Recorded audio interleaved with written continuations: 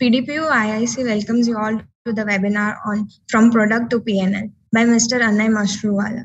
Mr. Anay is the partner, head marketing and quality control at Venus Engineering Works. He is also a coach to the PDEU IIC. Apart from that, he has also been a faculty of industrial marketing at Amrut Modi Institute of Management. He has a ton of experience in the field of the entrepreneurship, which makes him the ideal guide for eager and young entrepreneurs looking forward to changing the world. Thank you for joining us, sir, today. I would like to request all the participants to please mute themselves during the webinar, and you may write your queries and also in the chat box, and or you can raise your hands. Yes, sir, you can carry on with your. Thank you so much, Ishita. I see a lot of new faces. I see a lot of old faces, and it's really fun coming again and joining at my beloved PDEU from this panel. So today, if I may add something to what Ishita said, at least giving me a right to take this caveat for today's session. You can keep your audios open and keep asking me questions whenever you want to. No need to raise your hands. Okay, and we can have a conversation rather than me having a one-way monologue, with your due permission.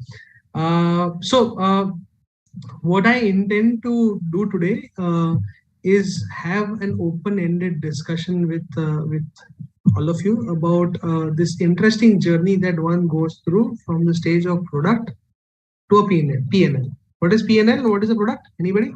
What does the word product mean? Hello? Anybody wants to answer this question? Guys, it is supposed to be a multi-log, so I would expect people to kind of give it a shot and answer the question. What does the word product mean?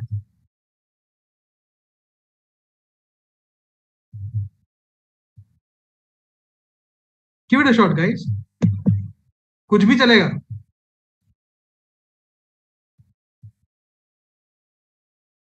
Dhruv raised his hand. Dhruv, go ahead. Sir, any commodity that we offer to sell. Okay. Any commodity that we offer is a product. Commodity is there a need for product to always be physical? You should be able to touch it, feel it, sense it, smell it. Sir, services are also included in a broader perspective. So there is an old definition of product and there is a new definition of product. If you see the traditional definition of product, it basically means it should be something physical. You should be able to touch it. You should be able to sense it. You should be able to feel it. You should be able to, really get a sense of it. But the modern meaning of product is really broad. Product, when we talk about from this perspective, software is a product. I'm providing services as a product, in the sense that I am providing you end-to-end solutions for starting from you can call transportation to hotel booking and everything. They consider that to be a product. Okay, so a lot of things have been productized, so to say. Kashyap is saying something that is made in a factory or in form, or that is form is just talking about solutions. So to make it sound attractive, to take some poetic freedom, so that we have P and P coming together, we designed this to be a product to PnL as a journey. But that would include the journey from any kind of offering that might be a product, service, or a solution to becoming a PnL. Anybody, what is a PnL? A lot of commerce grads over here in the classroom. Profit and loss statement. So what is profit? What is loss? This is an engineer trying to ask commerce students what is PnL. This is going to be interesting conversation. So profit means when your revenue exceeds the cost. Okay. And loss is vice versa. So what is PnL? It's a very typical term, which is, there is balance sheet, there is PnL. Anybody else? Dhruv is my beloved talkative boy. Anybody else apart from Dhruv?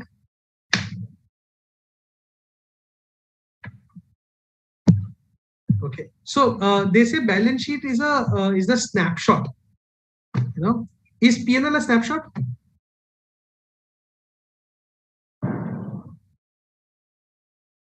Anybody? Is PnL a snapshot? Just like a balance sheet. All commerce grads in the room. Or is PnL a live document? Live document. Because it keeps on changing with every transaction, or every year it keeps on changing.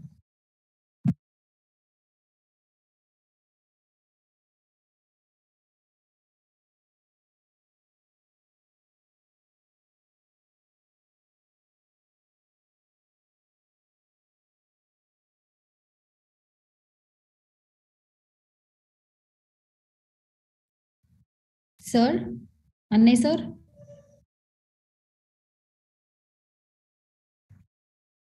I think he has some connection. Sir, am I audible? Recording stopped.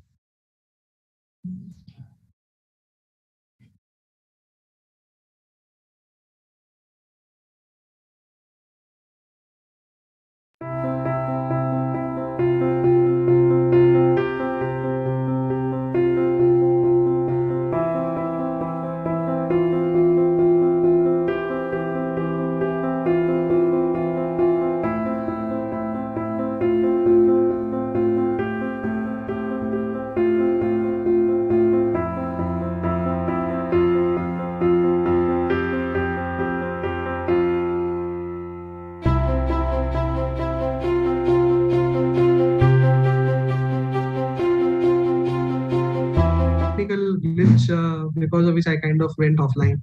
Sorry for that. Just give me a second. So we are talking about what is a PnL. Anybody, guys? What is a PnL? So you asked whether it is live or a snapshot. Yeah, static snapshot document. Yeah. So sir, it is live because it keeps on changing. It is not a static thing, because with every deal you make or every product new you sell, every year, every month, it keeps on changing depending on how much you sell and how much money you're making. Interesting. So isn't that the same case with balance sheet? So sorry. Isn't that the same case with the balance sheet? Yes, sir. So, but balance sheet is a snapshot for sure. But that's the end part of the profit and loss, right? Is it? I think okay, so. Let's kind of PnL is also a snapshot in a way. So PnL is always with the date and a time. Okay, PnL is always with the date and time, to the best of my understanding. Just like a balance sheet. Balance sheet as on, PnL as on. Okay, so it's as on. So whenever it is as on, it is this document, it is as on this. Okay, so the journey from product, service, solution to PnL is about a journey from where you start, what you do, so that you are able to reach over there and build a business that is able to get you a balance sheet and a PnL account. Okay, so we have discussed about this. I don't want to, and then I really want to take you towards that. So what is a PnL? We have discussed about that. The term profit and loss statement refers to the financial statement, summarizes blah, blah, blah, blah, blah, blah. The records provide information about company's ability or inability to generate profit, increase revenue, reduce cost, or both. Okay, this is Wikipedia. What is PnL? Okay, we should know. Okay, so question, is there a need for us to understand this? Especially for entrepreneurs, researchers, all of us. What is the need for us to understand about this journey? What is product? What is PnL? Why do we need to know about it? When I'm talking about researchers, I mean all entrepreneurs. Is there a need for us to understand what is PnL? Why do we need to know about this journey? Well, because we are all entrepreneurs. We want to start, create products, we want to create services, and we want to take, go on that journey to take it, make it and convert it into PnL. So that is why it is needed. So very broadly speaking, if you want to understand this in a very interesting way and very specific way, you need to understand a couple of philosophies on which the world is built. Okay, so if we talk about research objectives, when I'm talking about an entrepreneur, I'm talking about research objective. An entrepreneur in all its practicality is also a researcher. And this is the difference between the two kinds of researcher. One happens to be the scientific researcher, and another one happens to be the other side of the research, the entrepreneurial researcher. The difference between these two is that researcher is research-driven, is researching for technologies. It is fundamental research.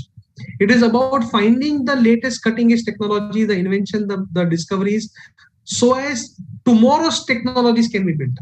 Okay, when Einstein was working towards creating a filament through which if electricity is passed, there is light coming out. When he was not looking at and lighting up the entire world at that point of time, because electricity was not available everywhere. Okay, he was trying to create technologies of tomorrow. Okay, once that technology is built, then the industrial people came into the picture and tried to find out what is it that can be done so as this specific technology can be converted and make lives of people better. So there is a discovery or an invention, there is a new technology that is developed, and then there is application of that technology so as problems of people are solved. The second part is research towards solving problem, where at the center of everything is a problem.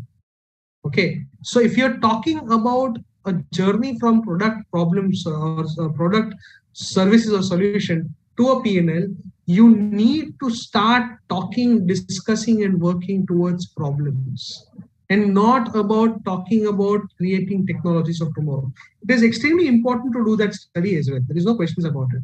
But at the same point of time, there is also an explicit, clear-cut need to find out, solve problems of today so that you are able to generate value for a lot of people. At the same point of time, make money for yourself and create PnL. Okay, research these days gives you money, but then that is all grants and stuff, which works sometimes, and most of the times it works only when there is again a problem to be solved of somebody else. So the starting point, when they say necessity is the mother of invention, I would say problems are the mothers of inventions. Okay. If I take the step further, there are two, even in the research center, the problem center design, there are two different set of people. Okay, one happens to be founder or product driven. Second happen to be human centered approach people. Okay, when I'm talking about founder or product driven people, the source of inspiration of this technology is a technology that he or she knows. Okay, क्योंकि मेरे को Python आता है, इसलिए मेरे को काम करना है Python पे. जरूरत है या नहीं कोई फर्क नहीं पड़ता, मेरे को लेथ मशीन Python से चलाना है. Python is a computer programming language. Okay, and there is practically nothing to do with a manually operated lathe machine and Python programming. But because I know Python programming, I will try to use it anywhere and everywhere. It's about a solution coming in the market to find a problem. Now that is one of the most difficult things to do. Okay, because you have created technology, because you have created a solution, and you are going in the market to find out what is the problem that needs this solution. It's a difficult thing to do. No, the advantage over here is that you will always be on the cutting edge of technology. But the disadvantage is that it may not be commercialized clearly because, well, nobody needs it today. Okay, but then that is the starting point of a lot of stuff, about a lot of things that might come into human-centered approach. So in human-centered approach or user-centered approach, the principal understanding is that humans and users are basically non-rational animals. They don't think rationally. They don't think logically. They think emotionally. Okay, while they think emotionally, they talk about pains. They talk about value. They talk about inspiration. They talk about liking. You cannot objectively measure these things. Okay, it is impossible for anybody to say that I trust this brand. Why does they say that the world is dealing in just one commodity? The entire world is dealing in just one commodity, and that commodity is trust. Okay, so when you are dealing in commodity of trust, can you measure trust? Can you weigh trust?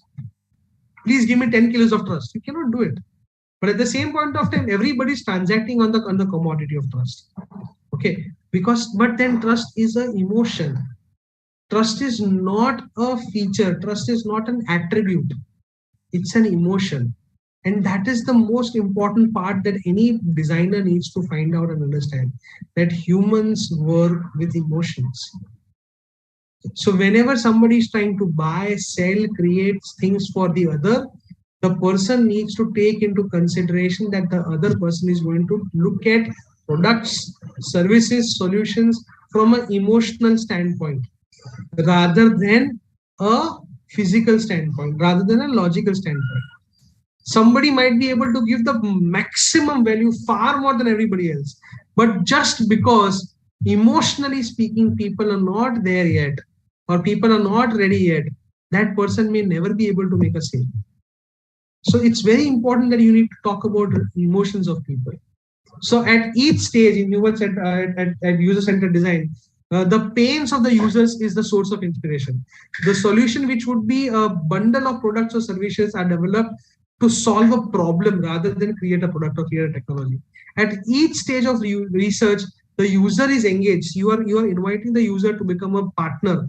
You are inviting a user to be a part of the ecosystem, so that you talk to them, interact with them, and engage them in the product development cycle also. So as whenever their solution is ready, they become much more easier. They become much more effective and much ready to be a part of buying that process, because they are already part of the entire system. Okay, so it's very important for you to understand this, that you are interacting with people. So question, which approach is better, especially for startup or business?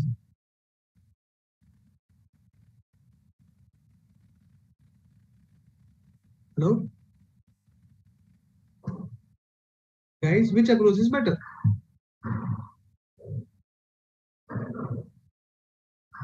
Anybody? The human one.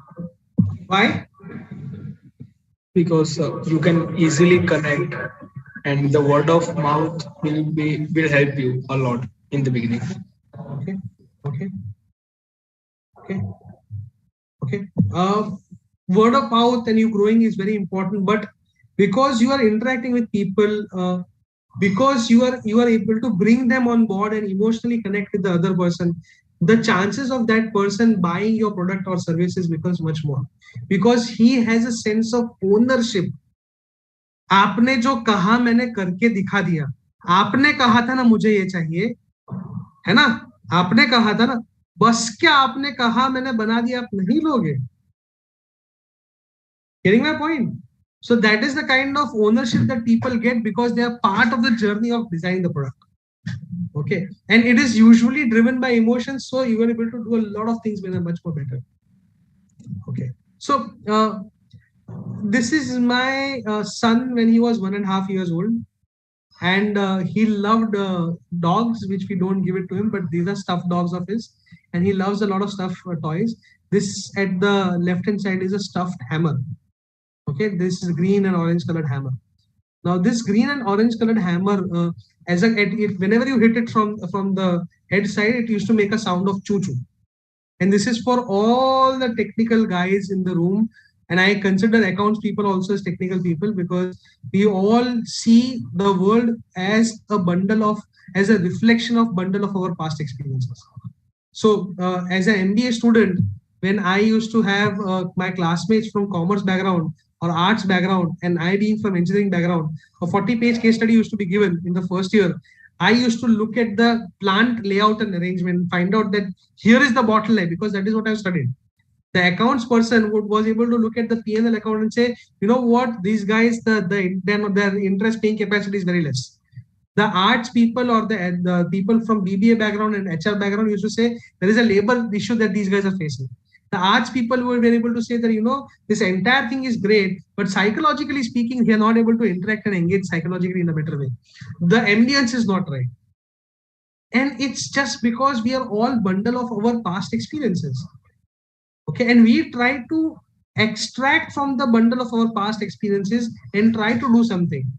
This young chap, and he was a little boy, every time I used to hit, because I know how to hit it, I used to make that choo choo sound. He did not know how to hit it. So one fine day, I grabbed his hand, made him pick it up in the right place, and made him hit at the right place. And he was able to make the choo choo sound. Okay, and he was so happy, he was elated. He used to take this around and hit on everybody. He used to hit on my grandfather's head. He used to hit at on me. He used to hit on the TV. He used to hit at all the places. Since he is an engineer's kid, there used to be screwdrivers. In the kit, there used to be a soft screwdriver with a hammer. There used to be a soft pin with a hammer, an entire kit. But because he knew this and did not know how to use a screwdriver, he used to try to fix the screwdriver also with the hammer. Would that work? My dear friends, all of us, when we are trying to find our journey or be on our journey from product to PnL, most of the times are leveraging and trying to leverage our past experiences, our know-how, and enforce it on the needs of the people, even when that need exists or does not exist. When there is a need for a screwdriver, we still try to go and be my 1.5-year-old kid and use a hammer on it. Hit it on a TV where you might even break it. Okay, so my request to you is, for some point of time, you need to forget that you know how to use the hammer. You need to forget that you know how to use a screwdriver, and be a child and be somebody who tries to see the other person, understand the other person, and understand the problem as such, what the other person is facing. The moment you do this, the moment you are able to understand the other person's issues, problems in life, and then decide the need for a screwdriver or a hammer or Python programming, or find people who know Python programming or hammer or screwdriver or engineers, things would be much more easier for you. Okay, so on your journey, don't remember my 1.5-year-old kid and remember this incident of his knowing hammer, and don't be that kid hitting on the TV with a soft hammer. Don't do that. Okay, so the approach needs to be multidisciplinary, because problem is not one discipline problem. The problem is always multidisciplinary. A problem always has some angles of finance, some angles of HR, some angles of technology, some angles of human behavior, some angles of other aspects, all coming together, all different things coming together will solve the problem. Any one thing will never be able to solve that. And this is such an important part of you being able to solve any problem. Don't look that I don't know this, so I'll not do that. Look to find people who all are needed so that you are able to solve the problem. And that's quintessential part of actually creating solutions. And that is why you are able to generate revenues. Okay, so it's multi-dimensional, it is multifaceted. You have to look at it as a multi-dimensional, multifaceted problem, bring it on, and then create solutions. That is such an important aspect of it. Okay, so question: finding problems worth solving for you. Now, if you ask me personally, because we are all bundle of different set of experiences, and because we are a different set of people who have different set of expertise, for each and every one of us, we will need to find a problem that is worth solving for you, or for each and every one of us. Something that is a problem that is worth solving for me may not be a problem that is worth solving for the other. Okay, so something that is a problem worth solving for me may not be the problem worth solving for Charlie, because she's going to fly away, isn't it? Or it might be not the problem that is worth solving for Gracie. It might not be a problem worth solving for Saloni. It may not be a problem worth solving for Mana. It may not be a problem worth solving for Suhani or for Samarth, or for a lot of other people who are sitting here, Dr. Dhruvesh, or Dwaj Pradapati, or Ishita, or Khushi, because we are all different people. And we need to respect and understand that we are different people, and we need to find out problems that are worth solving for each and every one of us. Okay, so how do we do that? How do we find a problem that is worth solving for us? Okay, so there is a quick exercise that I would expect you guys to do over here. Some of you have attended and done this exercise, but I would really like you guys to do it again if you've done it previously. If you're doing it for the first time, please bear with me and spend some time on it, because it also changes over a period of time, which we'll discuss. So the exercise is known as Ikigai. And if you'll basically try to find out what is it that you love to do, what is it that you're really good at, what is it that people will pay you for, what is it the world needs, you'll be able to find a problem that is worth solving for you. In this entire exercise, you get to decide the boundaries of the canvas by writing down what is that you love to do. Okay. And you might have some say in what you're good at, but the world decides what you're good at, right? Because you feel you are really good at cricket, but then there might be somebody else in the class. I think I am a great singer, but I don't think the world would acknowledge that I'm a great singer. Okay, because I don't. I mean, that's my wife is a good singer, but I'm not. I might be a pain for a lot of people if I start singing over here. So it's for us to know this, and it is for us to understand this and build this over a period of time. Okay, so you might write down what you love to do. So my rule of thumb happens to be basically, what is it that I can do for 1,000 days without being paid? Okay, or no fame. What is it I can do so that I would be interested in doing it? So that is something that would be my definition of that. I love to do this. What is it I'm good at? Well, I would not consider myself. I would consider how many competitions I've won, how many international forums that I have been recognized about this part. A lot of other parameters, other people acknowledging my good at about this. Not my friends, not my chamchas, not my beloved friends जिनको मुझे चने के झाड़ पे चढ़ाना पसंद है. नहीं. Okay. I'm talking about I have a record of 31 idlis on a single go, 45 minutes. Anybody up for the challenge? I had a classmate of mine जो 1 kilo chili sauce के bottle पी जाता था. Any the hostelites in the room कोई है इस challenge के ऊपर? I mean, I'm talking that level good at. I'm talking about people not being defeated in GDs and debates for a very long period of time. Okay, so that is what I'm talking about good at. What people pay for, so I'll come to that. But a very interesting answer that comes to me not once but many a times happens to be that boss ye sab barabar hai.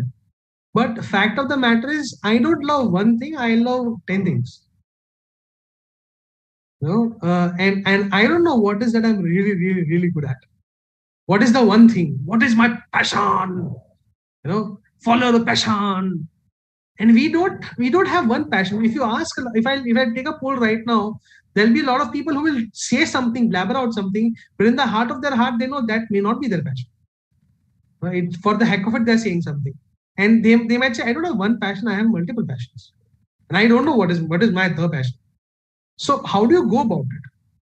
Now, how do you take this journey from very intrinsically from oneself to product, to solutions, to PnL to a long period of time? I loved Ikigai. A lot of people in the room would know that I used to, spend a lot of time over here, but I've kind of found out that there are some limitations of Ikigai. This is the limitation of Ikigai. People don't know what they love to do. They eventually discover stuff that they love to do. Okay.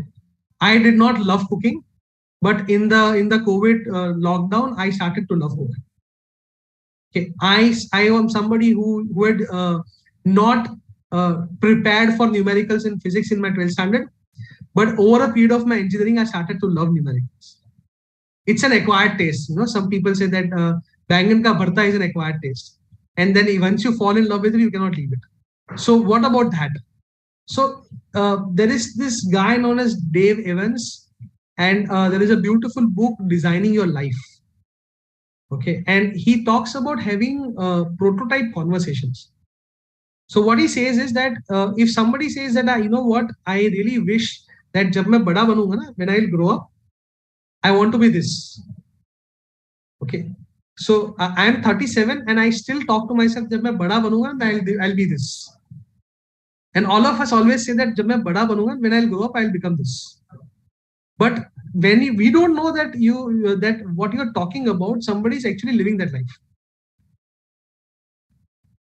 So somebody is living your future, literally, or your wannabe future, literally.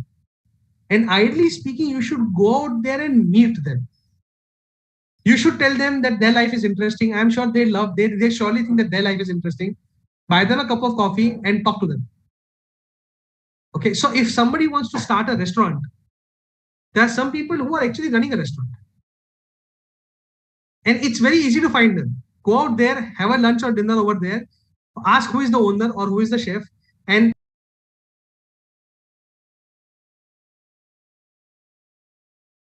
I'm very excited to meet you. Can you guide me? Sit down with a cup of coffee. Spend a day in the restaurant. Can I assist you somewhere? And you might find that you want to start your Gujarati or French cuisine restaurant in Ahmedabad. Okay, that's what life is all about. Okay, so, and then it's about finding people who will pay for it.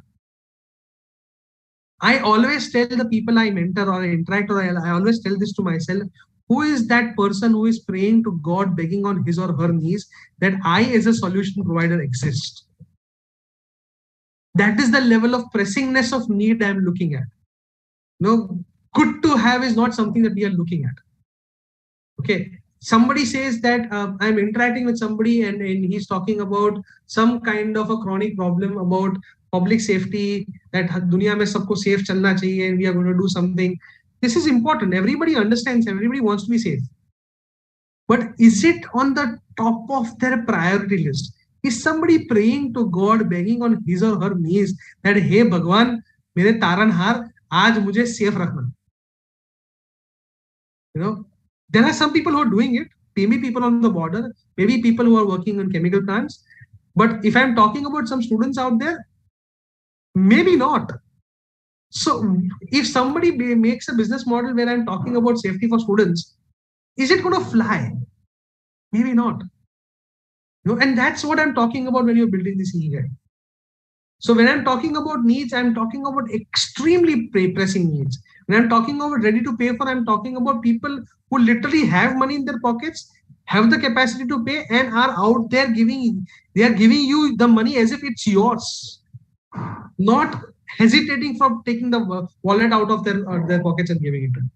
That level of freeness I'm talking about. When you have this, you come at a place which is known as Ikigai, which people say as Japanese word for reason for being, and it is a state of bliss that you reach.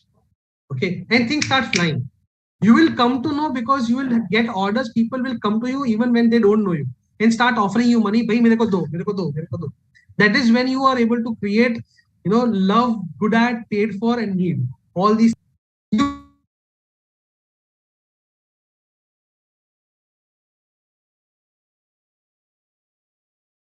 And if you consider the goddess of emotions, that is goddess Parvati, goddess of love, goddess of anger, goddess of compassion, goddess of motherly feelings, Durga, because goddess of safety. These are all emotions. So that is goddess Durga, goddess of knowledge, good at, is goddess Saraswati. Of course, money, goddess Lakshmi.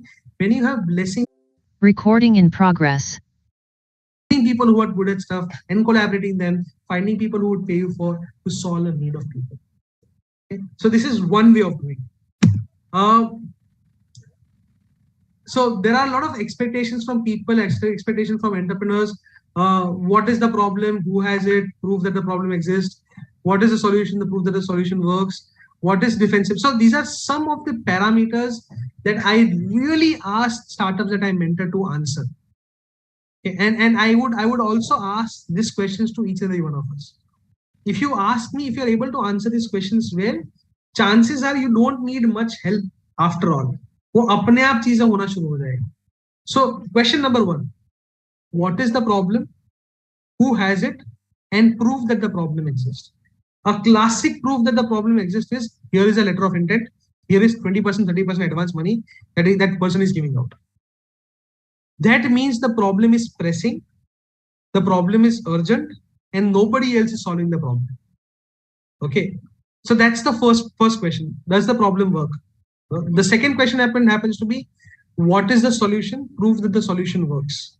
Okay, so if you know some technology, if you know some solution, you need to first of all validate, does the solution work?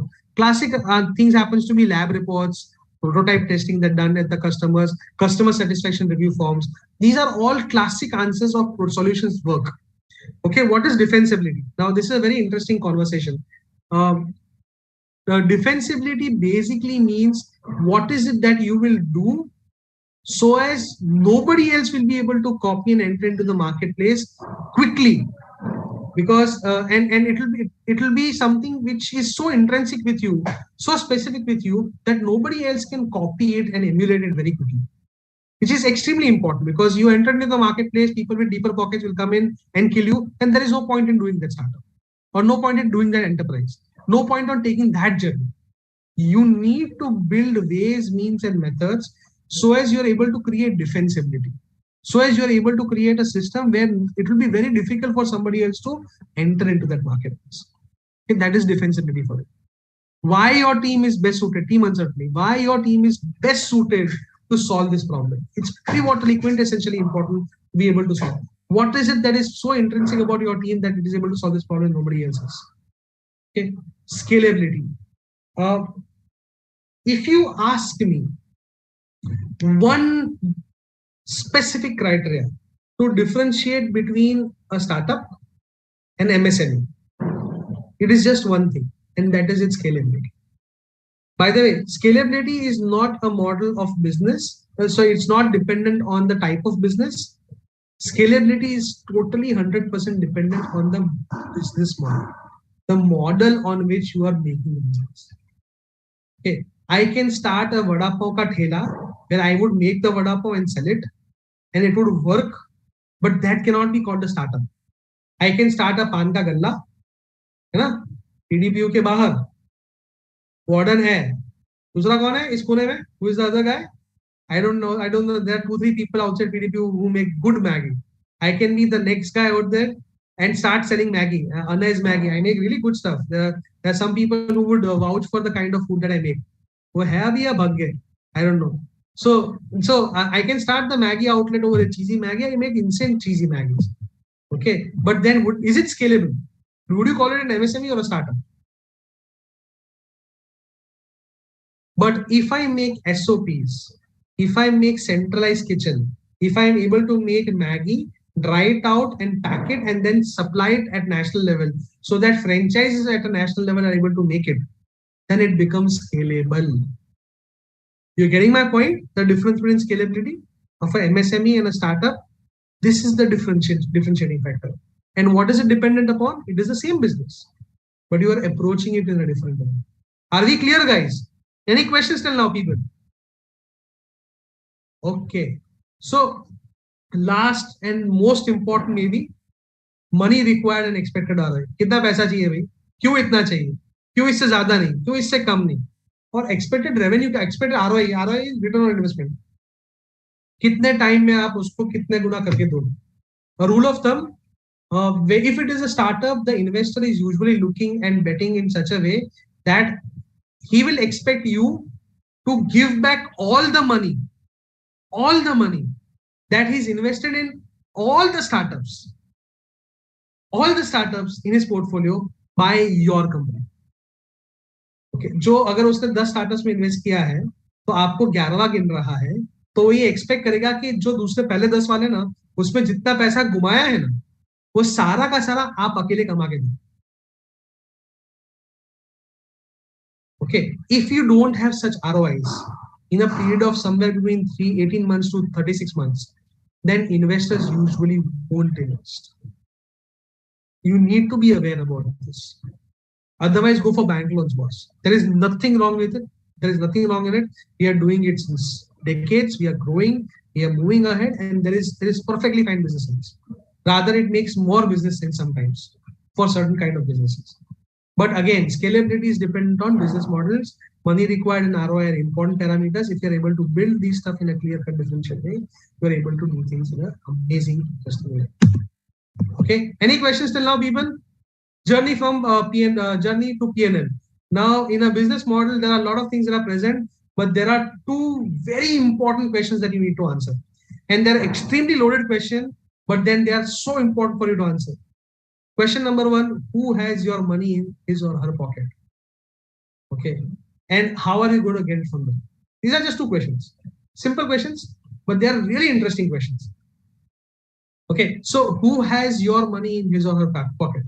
That means that the product is so well defined and the need is so desperate that that person has money in his pocket or her pocket, which is your money, because he's praying to God, begging on his or her knees, and praying to God that you as a solution provider exist.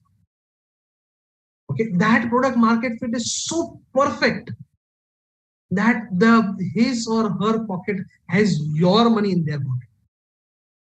Okay. And secondly, how are you going to get it from them? Is it going to be freemium? Is it going to be Is it going to be franchising? Is it going to be subscription? Is it going to be one-time sale? Is it going to be cost plus benefit? Is it going to be percentage of their sales? Is it going to be directly proportional to the value that you are creating for them? These are all models. Okay, how are you going to get money from them? That is the revenue generation model. And this put together, once you have the ikigai in place, once you have put the 7 uncertainty framework in the place, then if you're able to answer these two questions, your journey to a larger extent from product or solutions, from concept to PnL comes in a very interesting, very smooth transition. Okay, so let me give you some examples. Aware about graphene? Anybody? Anybody? What is graphene?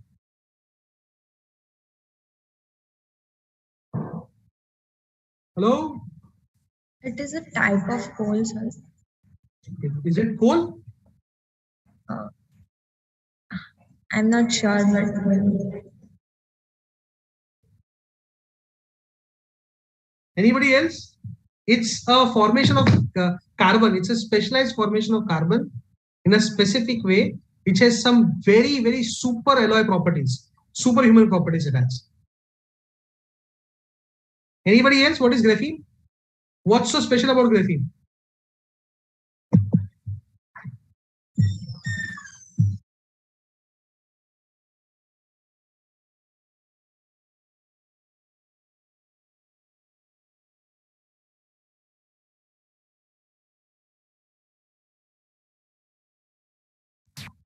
Hello? Anybody? So graphene threads, graphene ink, people are using graphene as a superconductor, people are using graphene as an insulator, people are talking about graphene rods as something which is able to have super strength with very light properties. So somebody in India, as a matter of fact, an Ahmedabad-based startup had created a what do you call it, a process where he was able to create graphene at a dirt cheap price. Practically 1/20th the price of what it is available internationally. 1/20th the price. Okay. And he came to us, sir, we have created a technology. It is going to revolutionize everything. Okay. And we have made graphene that is very, very, very, very, very interesting. Okay. Somebody has asked me a question. Shubham, Anay sir, such impressive ROI projections may be true for tech-based startup because they can scale.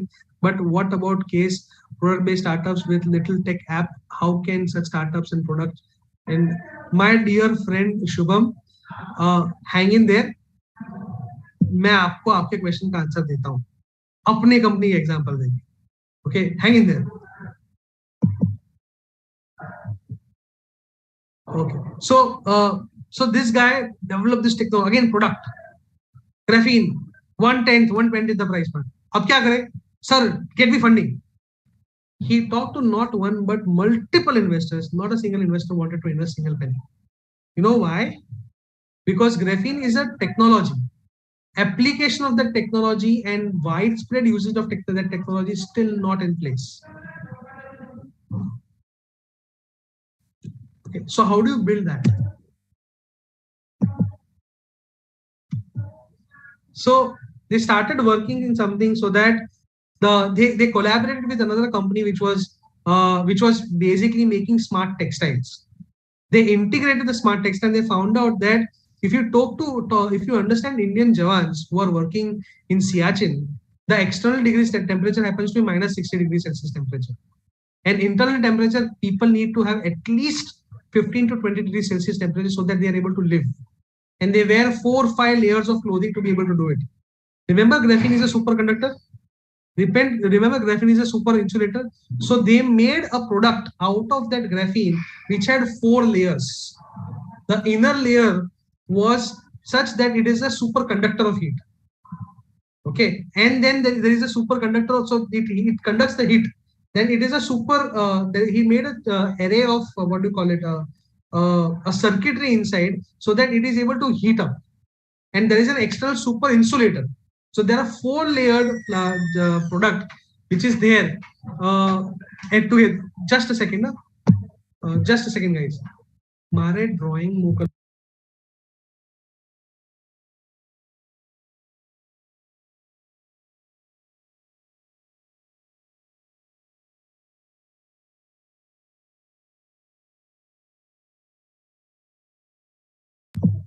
So what they did was they built this.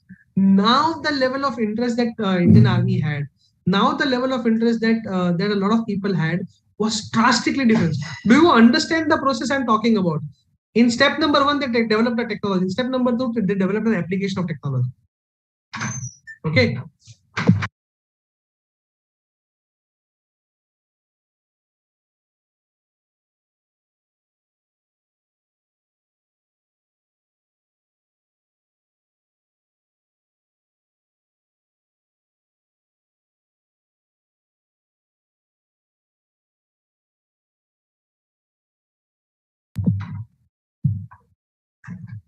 Okay, so do you understand this system?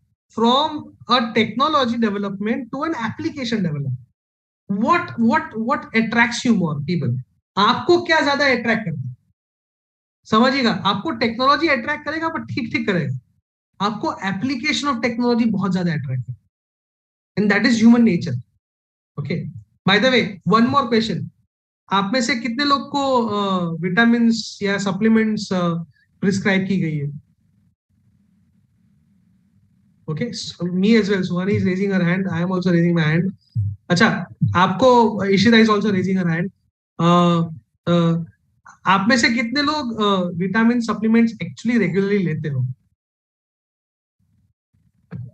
I don't. अच्छा, sir दर्द होता है तो आपको किसी को prescribe करने की जरूरत पड़ती है? Does anybody need to prescribe you anything if you have a headache? So what do you think should be easier to sell? A supplement which will help you literally, or something that is relieving a pain? This is human nature, my dear friends. It's much more easier to sell something which is actually solving up, relieving a pain, even if that pain relief is less as compared to the gain that you create. Okay.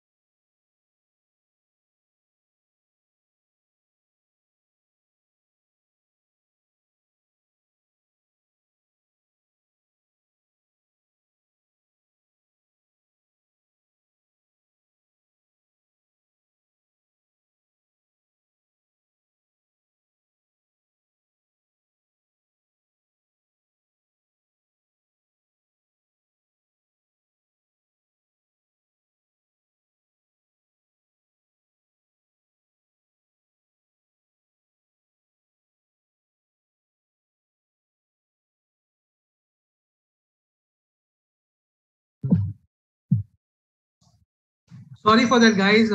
Running company, the shift is changing, so please excuse me for that. So please understand this.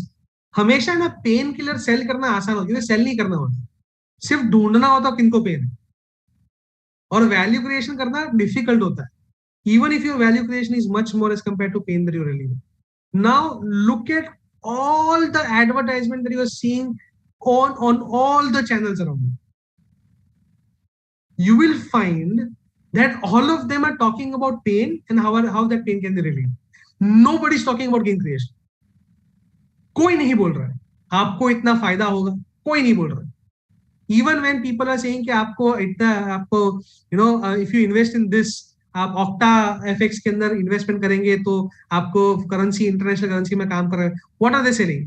They saying आपको नया sofa लेना है तो secondary source of income आपका ये है. आपका pen क्या है? नया सोफा लेना है. This is human nature 101. People are attracted towards painkillers and do not like gain creators, do not like people who actually give advices. Louis told him one very interesting thing. You know what? He told that हम सबके पास में एक नहीं 10-10 12-12 stick पड़ी हुई. हमारे पास में एक से ज्यादा स्टिक पड़ी हुई है, सबने डोनेशन में देकर रखी है. फिर भी हम पहली स्टिक जिसके ऊपर हम लोग सीखे हैं उसको यूज करते हैं. He said, why? The person said, this is a stick, this is a device that gives us confidence. Okay. जो स्टिक भी चेंज होती है, भले उसका लेंथ भी वो है, उसका डायमीटर भी वो है, उसका वेट भी वो है, बट उसकी खनक अलग होती है और हम उसकी खनक से ट्रेंड है. ओके. उसकी टूटी हुई डोरी जो मेरे हाथ में लगती उससे ट्रेंड है और उसको हम चेंज नहीं कर सकते. So at that point of time, initially the device was a standalone device. People used to hold the device in one hand and the stick in the other hand. They were not ready to leave the stick even when the device was much more powerful. It is only when he integrated the device in such a way that it can be loaded on this stick, that is when acceptance level became 2x more. Till that point of time, blind people, even after creating so much amount of real value, people were not interested in taking this forward. It's such an important learning for all of us that people behave in a very, very, very interesting, but at the same point of time, very, very emotional way rather than a logical. Okay. So you should know this. Second example of one of the startups that I'm talking about is Vice Organics. There are two examples over here I would like to share with you. One happens to be that this person wanted to file a patent. Now, biofertilizers is not a new thing, very, very old thing. And if he wants to file a patent, it is very easy to copy the patent. The moment he will file a patent, there'll be 10 people who will copy it. Okay, so what to do? Number one. Number two, he had found a very interesting problem. The problem with biofertilizer happens to be that it is a living thing. It's a living microorganism. So after every 3 months, 6 months, the number of live microorganisms reduces to 50%. And that is why efficacy of these organic fertilizer and organic pesticides was drastically less. So what he did was that he delayed the entire process of germination, or what do you call it, culture of these microorganisms to the level at 48 hours just before they were being spread. Specifically for okra, that is bhindi, he was able to get outcomes which is equivalent to a chemical fertilizer just because of this small thing. But he had a problem. If I'll patent it, people will copy it. If I'll put it in the market outside, people will copy it. Kya kiya jaye? You know what this guy did? He made a chemical composition which was having some placebo. Placebo means an inactive ingredient, but it had in the chemical fertilizer, in the chemical analysis chart, it is to have such a large reading that the active ingredient was not showing reading at all. And people are not able to copy, rather are not able to copy it even today. He has a very large, tens of crores rupees of orders on hand he has right now, and he's right now actively searching for opportunities to collaborate and license this technology out there, just because he had patented the placebo also in a very interesting way. Okay, so this is Shubham's answer. Shubham Singh, are you with us right now? You had asked me a question regarding what about the hardware startups and what about the startups that are talking about how should we go about it. Shubham, first of all, I make industrial valves. 6 days a week we manufacture industrial valves. This is a heavy chemical mining sector company, light engineering unit. Hello. Yes, Shubham. Hello, sir. Yes, I am here. I'm listening, sir. Okay. So maybe sir, can't we file copyright with patent for people? Copyright, this is coming from Hardik. This is coming from somebody who has a degree in law, engineering, and MBA. It's a joke. My company's name, registered trademark. My company's name is Venus Engineering Works. Venus Engineering Works. Registered trademark of Venus is also with us. But somebody infringed it to such a level that we had to remove the S from the Venus and make it Venu as our second registered trademark. Okay, because cost of filing cases is far more as cost of filing another patent.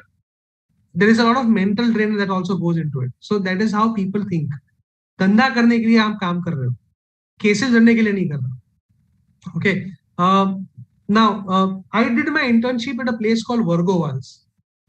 Okay, Virgo Valves is based out of Pune. One of my first experiences, MBA internship, one of my first experiences of what is VC money. Virgo Valves was started in 1999 by 3 people who had left L&T. What they used to do was buy L&T valves, buy Rotac actuators, assemble it and sell it at a price cheaper than L&T valves, actuator operated L&T valves. They had got VC funding in the year 2001. And they were at a turnover of 400 crores in the month of somewhere around June, in the month of June in 2007. At a very, so 7 saal mein they had become more than 10x our company, which was in presence at that point of time since 50 odd years. Kaise kiya? I was very amazed. Kaise kiya? They were invested by a company known as Tano India. Now, interesting thing over here, which is very important for you to understand, is that what are those things that are scalable and what are those things that are not scalable. Virgo Valves took up certifications, took up approvals, took up marketing, took up distribution as the activities that they would do. They had a huge manufacturing setup just to take certifications. But they used to manufacture, get trading done, or get subcontracting done for a lot of their component. Assembly, testing, inspections, which is scalable, was done by them. Okay, I don't know one. I know so many startups, so many companies who are VC, PE, angel funded, who are in hardware technologies. You need to have an eye for it. You need to have an understanding what are things that you should make and what are the things that you should not make. Okay, and that is how hardware startups are able to raise a lot of money. One more thing, manufacturing unit hai, casting and foundry is our basic raw material. COVID time, wave 1, no manpower, not at my company, but at my supplier's company. So my manpower is also sitting. COVID wave 2, oxygen not available. What should one person do? So we actually looked inside. So what is if you really essence it out about Venus Engineering Works, what is Venus Engineering Works? We tried to find it out. We found out we are technology people who understand this technology really well.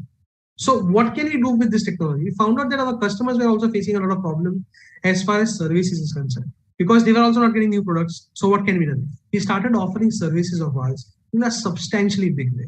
And by doing these services of valves in a big way, we were able to not only sustain, but grow in COVID times. And as long as they have a secondary source of revenue, when market is now again picked up and supply of valves is also happening. So this is a COVID response story in the way, but that also looks at design, looks at intrinsic thought processes and looks at the need of the people. Okay, so if you'll see across all these examples that I've given, the journey is pretty much the same. The process is pretty much the same. Everybody looked at their ikigai, looked at what they love to do, looked at what they are good at, tried to find people who were ready to pay for it, tried to find people who need it, and made that connect. Okay, so that is the journey from product, service or a solution to PnL. This is the journey I'm talking about.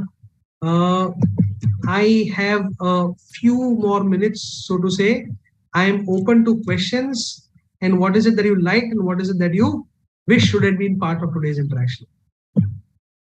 Open to everybody for queries, questions, interactions, feedback. What is you wished and what is that you like?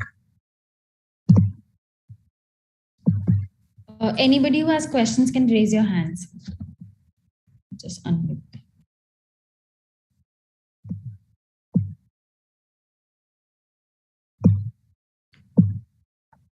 Yes, Hardik, go ahead.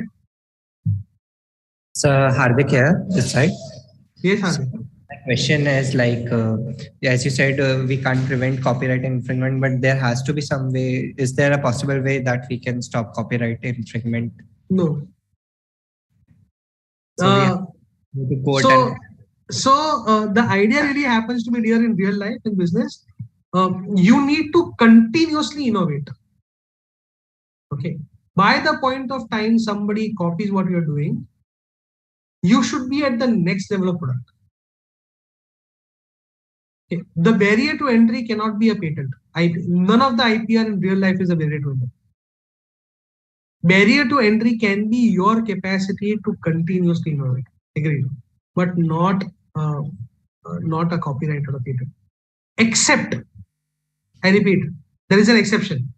If you are in biotech, if you're in chemistry, if you're in pharmacy, where for each and every product that customer is using, you can take it out, take a sample, try it, and find out that your patent is infringed. Till that point of time is not present, it's very difficult. Thank you, sir. Pleasure. Anything else? Anybody else would like to say what you wish? Yes, Dhruv, go ahead. So I was in a dilemma that there are some products which we create out of to solve social problems, and they are primarily focused on it. So is it morally or ethically justified to generate profit from them? So first of all, moral, ethics, and justice are all concepts which are very vivid. Okay, and ethics is such a personal thing that we both may be totally ethical in our own domain. If you really want to judge somebody who is ethical or not, you have to look at the consistency of his ethos. Okay, our ex DG sir, Dr. Gopal Krishnan sir, was somebody who used to teach me strategy in my MBA days. Okay, and in the lecture, the last lecture, he took the lecture on ethics. He gave us an example in ethics where he was giving us an example that there was somebody from some Eastern African country who had come over here in India and who had spent somewhere 3 months over there at his place. At that point of time, there was a death in the family that had occurred. And so South Indian Indic rituals fully followed. So we have Agni Sanskar and everything, and then 13 days, and there was a ritual after 13 days. After the 13 days, one fine day they were sitting in the evening and they're talking. And this East African guy started to say, well, is this common, what you do as the last rites in the family? They said, yes, this is a very common practice in the Hindu tradition. So he said, don't you think it is a little too harsh to burn your family members? He said, well, what do you do? So that person said that they have a huge party and they eat their family members. I repeat, yes, they eat their family members. There is a big feast so that their soul is amongst the family. And that is their ethics. Okay, so I am giving you an extremely extreme example over here. But if I'm talking about social justice and social equitability, please understand, do you want to help people once, or do you want to be able to help people for a consistent long period of time? If you want to help people consistently for a long period of time, you will have to become sustainable. And if you want to become sustainable, you need to look at profits. Because profit is the lifeblood of an organization. जब तक पेट में रोटी नहीं पड़ेगी ना, तब तक भजन नहीं होता. समझना ये. There is in इस लाइन के पीछे बहुत सारी चीजें होती है. भूखे पेट भजन नहीं होता. क्यों नहीं होता? Think about it. So much is said in this one line. So much. You getting my point? For 100% social impact, creating value for people, organization out there, you still need to be sustainable. आपको हाथ में कटोरा लेके मांगने जाना अच्छा नहीं लगेगा. एक बार देंगे, 2 बार देंगे, 3 बार देंगे, कितनी बार देंगे? At the same point of time, they are seeing that you are self-sustaining. लोग आपके पास सामने से आएंगे. Did I answer the question, Dhruv? Yes. Okay. Hardik, any more questions from you? I'm seeing one more raised hand over here. Sir. So, sir, I was researching startups for past few days, and one thing I noticed is many of the startups failed because their products were too shallow. Another thing is when we talk about Torchit, they had just one product, and their product focused on a specific problem, but it succeeded. So, you know that whether we should keep innovating, or we should keep our product shallow. I have a confusion between that. So, what do you think is the offering of Torchit, and who is the customer of Torchit? Blind people. They are not the customers of Torchit. Okay. Who is the customer of Torchit? What do we mean by customer? The one who purchases goods from. So, who purchases? The one who purchases is the customer. The one who uses is the consumer. The blind people are the consumers here. While they don't, I'm not sure if they directly purchase it, but the Blind School Association can be said as the customer, and the blind people are the consumer. If I'm not wrong, I'm sorry. You're absolute. So there is a consumer and a customer.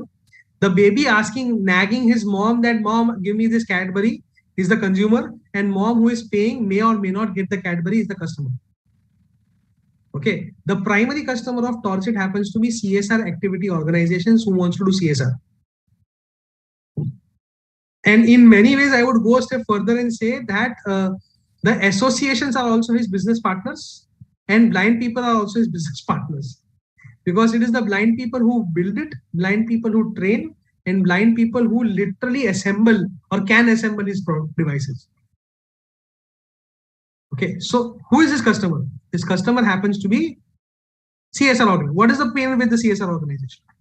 The pain with the CSR organization or any organization who wants to give CSR happens to be whenever they give their files to audit that this is the money I spent in CSR, the auditor and government should pass it.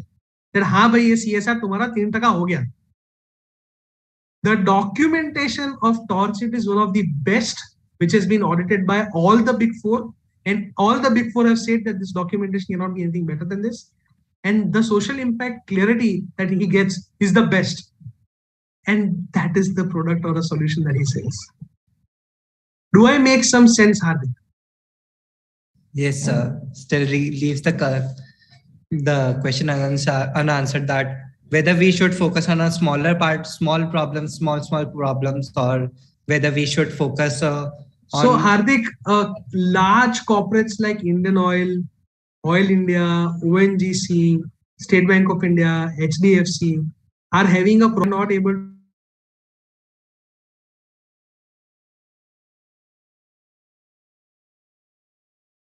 problem or a big problem?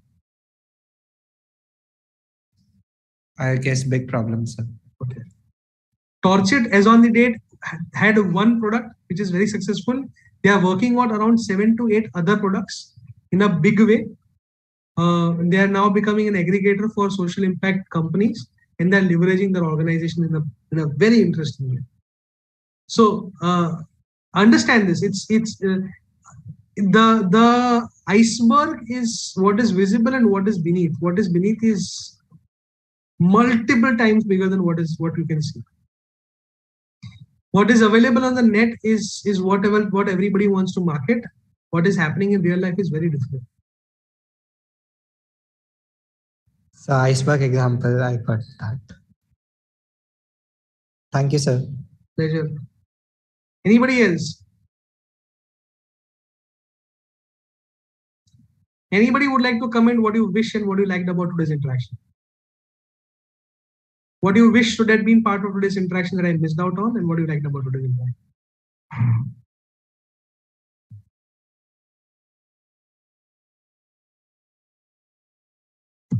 I guess over to you, IIC team.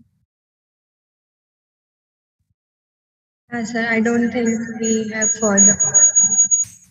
Okay. Further more questions. So thank you for this wonderful and enlightening session, sir. We are so grateful to have you here with us today. Pleasure. Thank you so much, Anay sir. Bye. Bye. Thank you, sir.